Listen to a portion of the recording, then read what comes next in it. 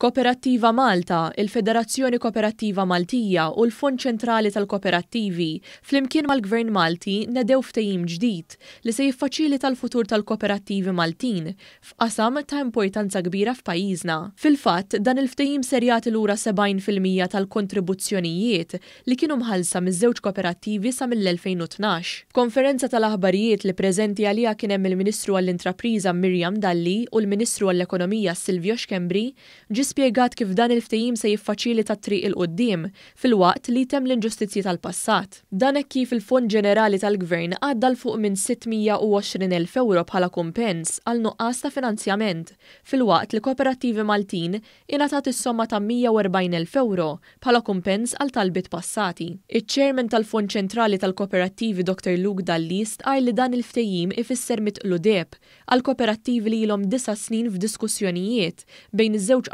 assoċjazzjonijiet tal-kooperattivi u l-Fond Ċentrali. Aħna bħala il-Fond Ċentrali kommessi li namlu kemm jista' jkun xogħol u naħdmu sabiex nagħtu daqqatit lill-assoċjazzjonijiet tal-kooperattivi u kif ukoll mhux daw li hemm illum, però ukoll inħeġġu li daw kollha li jixtiequ jidħlu fid-dinja kooperattiva jagħmlu dan il-pass għaliex aħna iktar ma jkun hemm nies involuti f'dan is-settur iktar nieħdu gost u l-fondi li hemm jinqasmu ekwalment ma' daw kollha li jixtiequ jinvolvu ruhom.